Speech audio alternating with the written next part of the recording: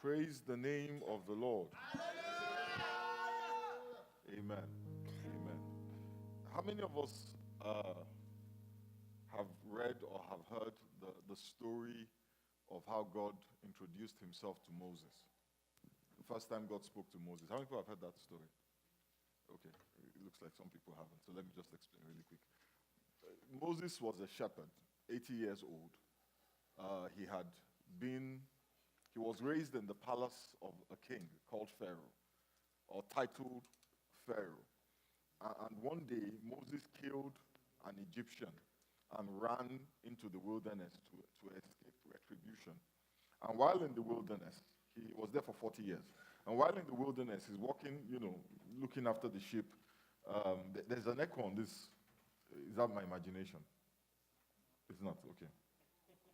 Because I think I can hear it. And he sees a burning bush. And the bush is burning. I mean, there are flames all around the bush, but the bush itself is not consumed by the flames. I remember the first time I heard this story, I thought it was just amazing. My mind was tickled at the idea that a bush, a plant would be on fire, but would not be burnt by the fire. And after I heard the story, every time I would walk past a bush or a hedge or a clump of leaves, I kind of would stand there staring, waiting for it to self-combust. Perhaps the Lord was going to call me or speak to me through a burning bush. And it sounds crazy when you think about it, that God would speak to an 80-year-old shepherd. An 80-year-old shepherd through a bush that was burning but was not consumed. This morning, we're continuing our study of the Bible. What we have been doing is we're working through the Bible, through the story, using the story, which is a chronological Bible. That is a Bible arranged in sequence, in chronological sequence. Last week, we had looked at the story of Joseph. Joseph was sold into slavery by his brothers, but then God turned the prisoner into a prince. God took him from the mess and made a message out of his life. God took him from the testing and made him a testimony to God's faithfulness, a testimony to God's constancy, a testimony to God's goodness. Amen? And through Joseph, the Bible says God saved the lives of many. Through Joseph, God fed many. Through Joseph, literally, because if you think about it, the whole of the environment of the region was in drought. The only place where there was food was Egypt. So God not only saved Joseph and his family, God, as it were, saved the whole of that region, if not the whole of the world, who had to come to Egypt to get food. Amen? And as a consequence of what Joseph did for the Egyptians, Pharaoh was so grateful. He was so grateful for what Joseph had done that he set aside a small town in Egypt called Goshen. And he said to Joseph, I give you this town or city or land called Goshen, and you and your family members, I want you guys to go and stay there. So you will not have to suffer. So you will be under the protection of Pharaoh, so that you will have food, you will have water. Stop wandering around in the wilderness. Come and stay in Egypt for a season. Amen?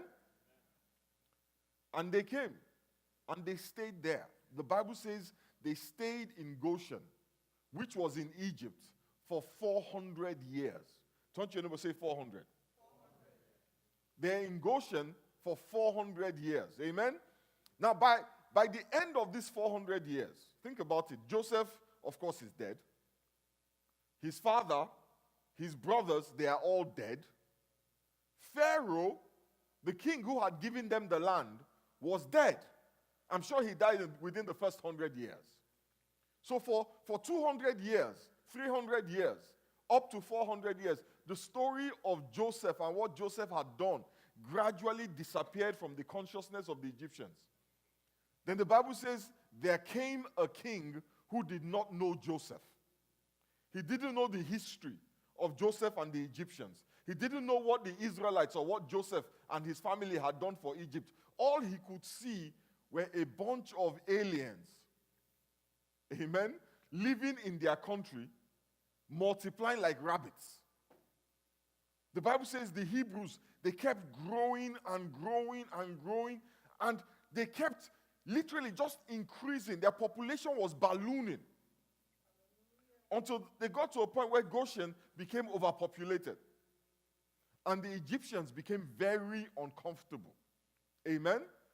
They didn't know Joseph. They didn't know who the Israelites were loyal to. They talked about one God that the Egyptians didn't believe in. So they were concerned. Amen? And they started to resent the presence of the Israelites. They started to get anxious about the Israelites. They started to worry that will these guys who didn't believe in their gods, who didn't, assimilate into their culture, will they one day in the middle of the night join with their enemies and attack them? So they decided that the only way to deal with this was to enslave the Israelites. So they turned them to slaves. And they made their lives hard. Hard. And guess what happens? The Israelites continue to grow. They continue having babies. Poverty and hardship is not contraception. Amen. In fact, the poorer people are, the more babies they have. Have you noticed? Because there's nothing else to do. Just make babies. And the Israelites were making babies. So you know what Pharaoh decides to do? Let's kill all the firstborns. That will teach them to stop having babies. It was into this world, in the middle of this genocide, that Moses was born. And it was in the middle of this chaos that Moses received the call of God. Like I said earlier, an Israelite boy. He's raised in the palace of the king through circumstances that we don't really have time to go into. But if you are following the story, you would have read the circumstances. At a time when all other Israelites were being oppressed, were being, I don't know if oppression is the right word. They were being daily traumatized. Moses ate at the royal table. He was educated in the finest schools, hobnobbed with the most noble of the Egyptians. But one day when he was 40 years old, turn to your neighbor and say 40. He saw an Egyptian beating a slave, a Hebrew slave. And he intervened. Yeah, because, he was burdened. He intervened and he killed the Egyptian. And like I said earlier, out of fear of retribution, he fled. And he ended up in the wilderness. And he spent the next 40 years of his life. So he spent 40 years where? In the palace. Then he spent another 40 years in the wilderness, looking after sheep. The Bible says he was in the backside of the wilderness. That means that he was in the worst possible place that he could ever have found himself. He was in a terrible place. Moses, as it were, went from the palace to the backside of the wilderness. I mean, what kind of life is that? Forward ever, backward never.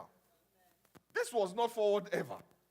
This was 40 years in the palace, and 40 years, not just, on the fringes, near the oasis, where not the nice places, the hard places. Amen? He went from sitting with heads of state, attending state dinners, participating in the pomp and the pageantry of the courts of Pharaoh, to counting the heads of sheep. By the time he was 80 years old, he had spent 4 decades in the wilderness. And when God appeared to him at the burning bush, I mean, think about it. No matter how much confidence you have built up from success, after you spend 40 years looking after sheep, the guy became a stammerer. He started to stutter. He had lost all self-esteem, lost all confidence. And then God says to him, Moses, you are the one that is going to deliver the Israel. Moses is like, who? Or better say, who? Because he just could not imagine that him, Moses, a shepherd, would go to Pharaoh.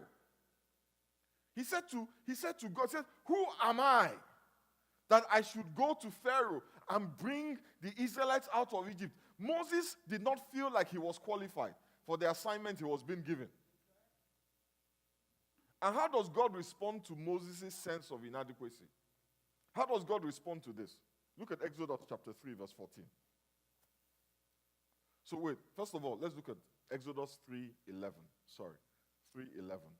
So this is Moses saying to God, says, who am I that I should go to Pharaoh and bring the Israelites out of Egypt? So Moses is expressing his inadequacy, his sense of inability to achieve the mission. And God responds to Moses in verse 14. God says to Moses, I am who I am. This is what you are to say to the Israelites. I am has sent you. God said to Moses, I am who I am. This is how God introduces himself to Moses. This is the name that God gave himself. The Hebrews pronounce it as Yahweh. You see, Yahweh comes from a confluence of two verbs. I am and I cause to be. God was saying to Moses, I never had a beginning. I simply am. And I always was and will never end. If God did not come into being, he cannot go out of being because he is being. God is constant. He is the same yesterday, today, and forever. He cannot be improved. He is not growing. He is not becoming anything. He is who he is. You know, God was saying to Moses, you can depend on me. You know, the Bible says that he is the rock of ages. He is the ancient of days. He's trying to tell you that I have always been here. I will always be here. I am going nowhere. You can trust me. That is not just a fancy title. God is saying to Moses, and he's saying to you and I am like a rock. I don't move. I don't change. Our faith is not what makes God God. Our righteousness is not what makes God God. God does not need us to believe in him to be God. He is God. So he said to Moses, I am has sent you. You know, Moses was feeling inadequate. But God did not reassure him about his abilities. God did not give him a pep talk.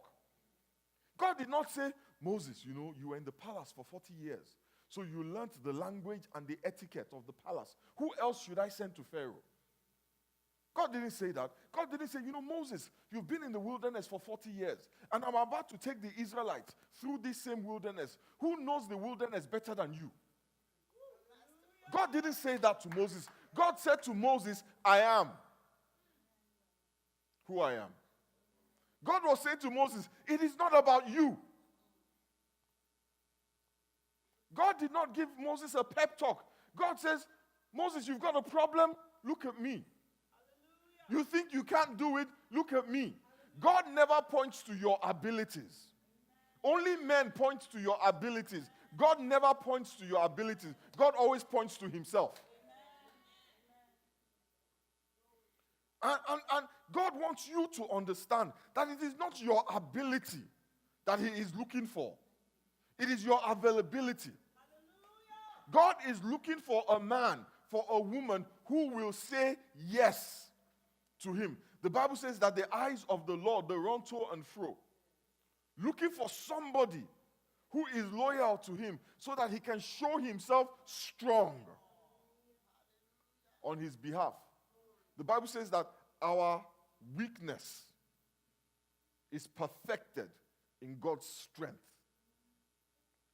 Moses said yes to God. And he gets to the palace of Pharaoh. And him and Pharaoh, they get into this back and forth. You know. And God would afflict the Egyptians with 9 plagues. Lice.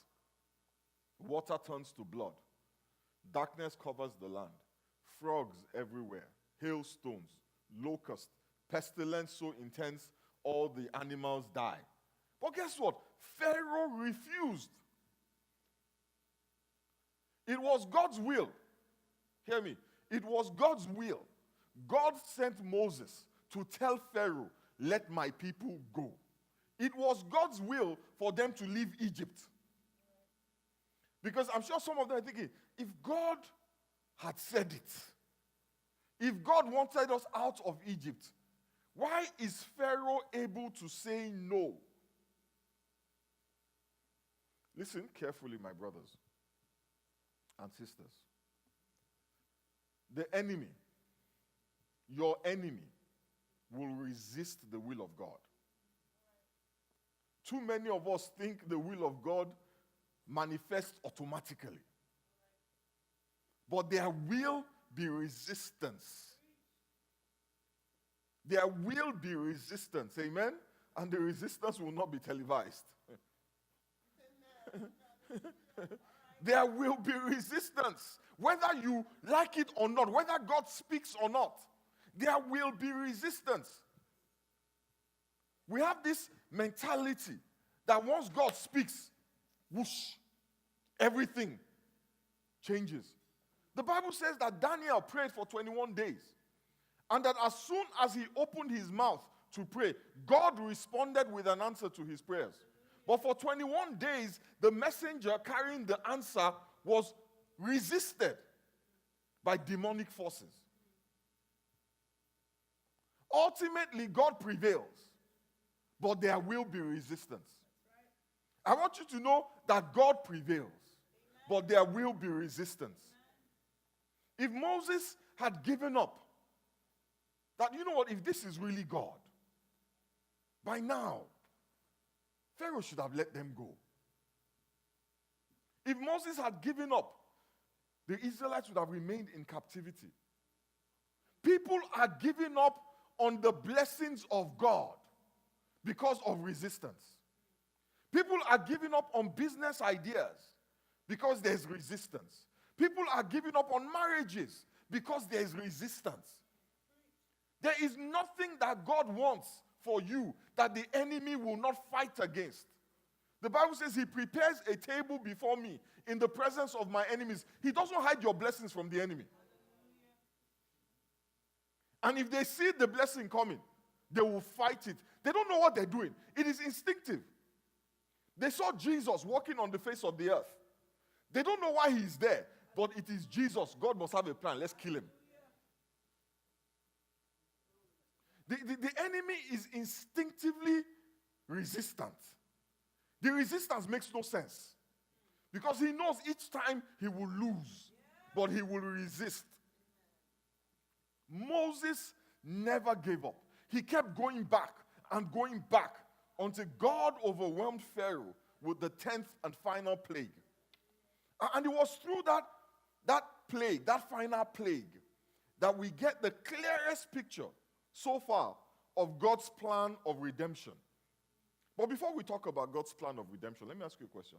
Why do you think it took 10 plagues to get Pharaoh to let the people go? Why did it take 10 plagues? Why didn't God just go to plague number 10? Why did he start with, this low-level, easily forgettable plagues? Lice. Once you get healed of lice, you don't remember you had lice. Like some of us here, when we had lice, some of you had lice growing up. Amen? Hallelujah. Why, as it were, did God take the scenic route to the end of the matter? I believe that he did it to put on a show for the Israelites.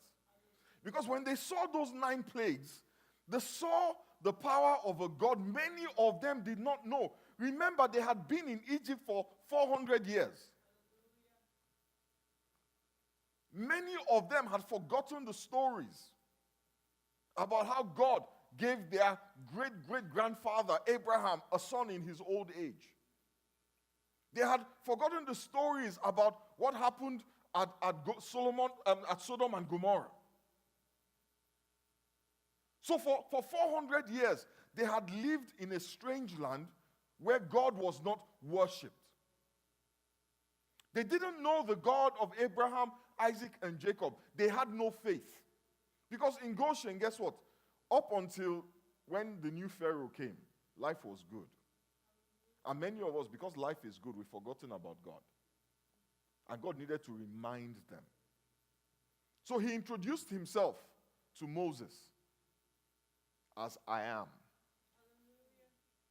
But he reintroduced himself to the Israelites through the 9 plagues on the Egyptians. And for the final plague, many of us know this story. God told Moses, instruct every family to take an unblemished lamb, kill it, and apply the blood of the lamb on the doorposts of your home. Let's read Exodus, the 12th chapter. The 12th verse. It says, on that same night, I will pass through Egypt and strike down every firstborn of both people and animals. Tell your neighbor, people and animals. And I will bring judgment on all the gods of Egypt. I am the Lord. The blood will be a sign for you on the houses where you are. And when I see the blood, I will pass over you. No destructive plague will touch you when I strike Egypt. And they obeyed the instructions. And that night, the angel of death was released. And all the firstborn sons of Egypt were killed. But the Israelites were spared. Why were they spared? Was it because they were Hebrews? Was it because they knew Moses? No, it had nothing to do with who they are or who they knew. They were spared because of where they were. They were under the cover of the blood of the Lamb. If you had been there that night, you who were born in 1980 or 1970 or 1960s or 1990s, anybody here born in the 2000s? Or the 2000s? If you had been there that night, would you have obeyed that command? If you had been told to take a lamb, cute lamb, kill it, and then dip the blood on the doorpost of your home, would you have done it? Or would you have said, that is just crazy? That is just crazy. Lambs are for shish kebabs and Mediterranean food. You don't put it on the doorpost and lintels of your house. Come on, don't be ridiculous. All of this hocus pocus, superstitious stuff. Ain't nobody got time for that. But I'm not asking you a rhetorical question here. Because you and I, we have the same problems that the Hebrews had in Egypt. Now, they are enslaved, or they were enslaved to Pharaoh, but we have been enslaved because of Adam and Eve's actions to the sin nature. We have become enslaved to sin, and that enslavement manifests itself in different ways.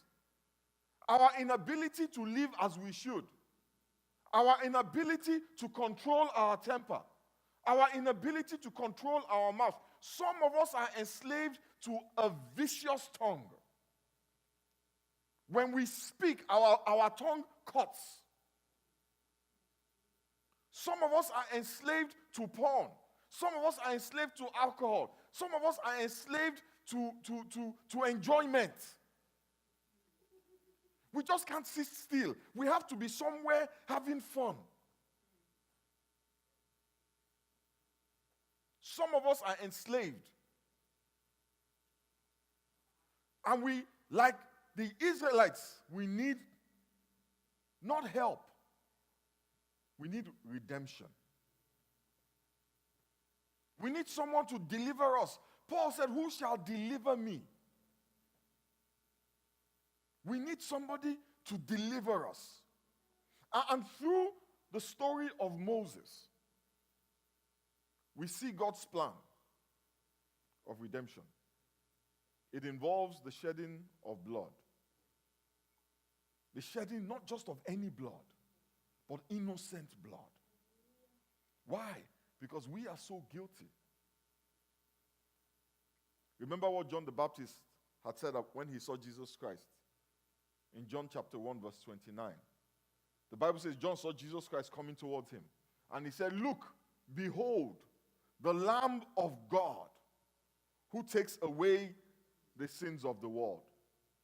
Paul called him in 1 Corinthians chapter 5 verse 17, verse 7, says, our Passover lamb who has been sacrificed for us. We need exactly what the Hebrew people needed. And we must position ourselves not beneath the blood on doorposts and lintels, but under the blood-covered cross. So I'll ask that question again. If you're invited to position yourself beneath the covering of the Lamb, would you do so? Have you done so? So many people in the world today think that is a really foolish thing I just said. So many people will tell you, I don't need someone to die for me, for my sins, because I'm really not that bad. I'm nice to my neighbors. I would help an old lady cross the road. I have a problem with money. I'm a good guy, but I've got anger management issues. I'm a good person. I don't need anybody to die for me. You see, but when Jesus Christ came, that's one of the reasons why Jesus Christ walked the face of the earth. Because God wanted to show us the standard, the prototype. He wanted to show us this is what you should look like. You know, we have a habit of comparing ourselves to ourselves. We take comfort in comparing ourselves to each other. And to be honest with you, we are always better people than the others. Our sins are never as bad as their sins. Look, I know that I lie, but my lies are never as bad as that guy's lies. I mean, come on. That is a lie. How can you tell that kind of lie? Have you ever heard somebody say that? How can you tell that kind of lie? 5 minutes before, they were just, tell them I'm not around. You know, we have some sins that we consider acceptable. But can I tell you the truth? It is only acceptable when we're the ones doing it. So how can you tell that kind of lie? How can you steal $5 million? You just stole a pen. No, our pastor now, a pen, $5 million. Is it the same thing? Yes, it is. Say, how can you sleep with a married woman? She's someone else's wife. She's someone else's daughter.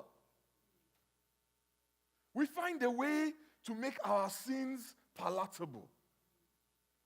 That's why the Bible says, do not compare yourself with yourself. All of you are bad. He sent Jesus so that we can compare ourselves with the prototype. See, when I compare myself with Jesus, I am a terrible husband. And I strive to be better. But there's some husbands here, when I compare myself with them, I just go and sleep. I say, man. I say to my wife, man, you better be grateful.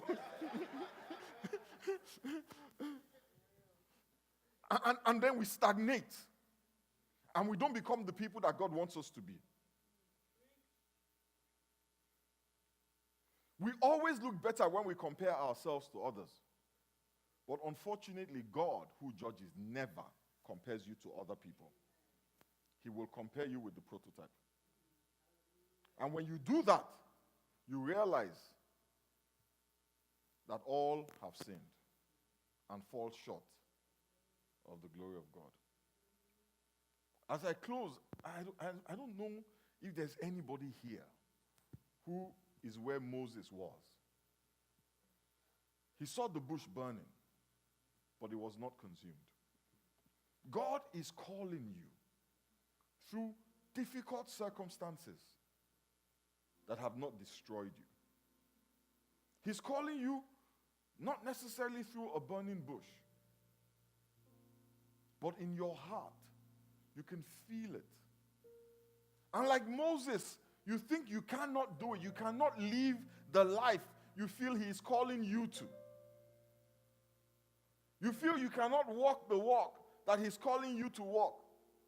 In your heart, you want to serve him. You want to be right with him. But then you think that there's so much to give up. The booze, the girls, the club, the fun, the money. And you just don't see how. You look at yourself and you think, I don't have the self-control. God is pointing to himself. He's saying to you this morning what he said to Moses. What matters is not your ability,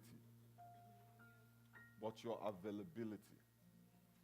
God wants to do great things in your life. He wants to do great things in you and through you. All you have to do is say yes. God doesn't call the qualified. He qualifies those whom he has called. You know, Philippians chapter 1 verse 6 says, God began doing a good work in you.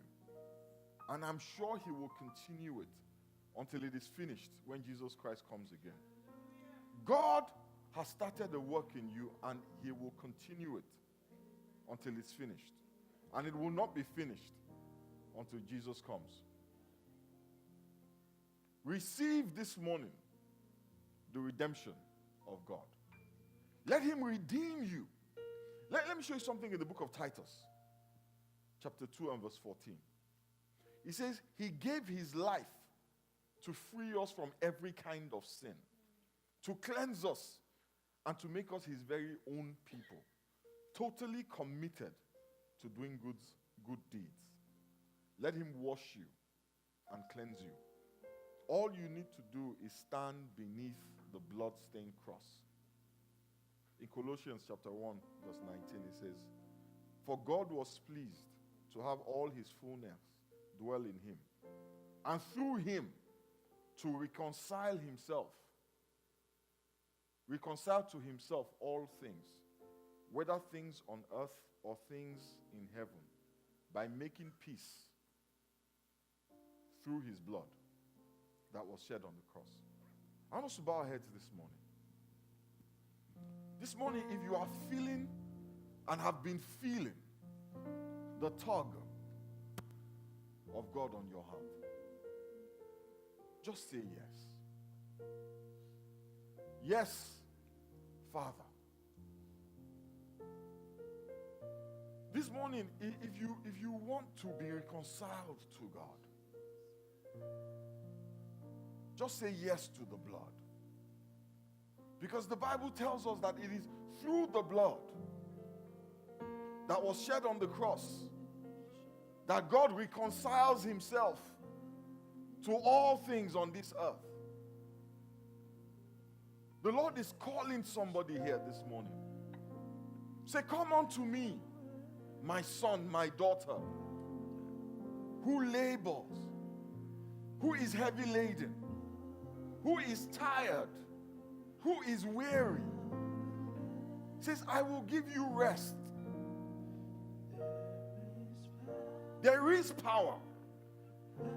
There is power in the blood of Jesus.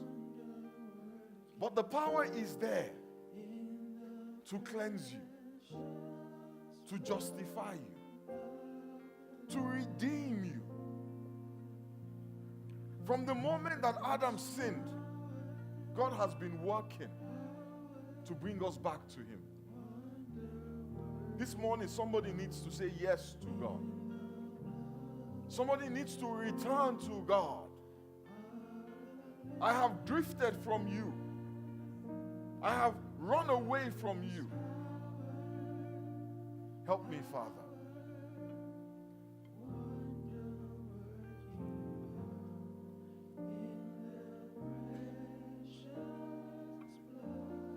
If you're saying yes to God this morning, if you're saying yes to the blood this morning, just speak to the Lord. Say, Father, cleanse me. Father, wash me. Father, redeem me.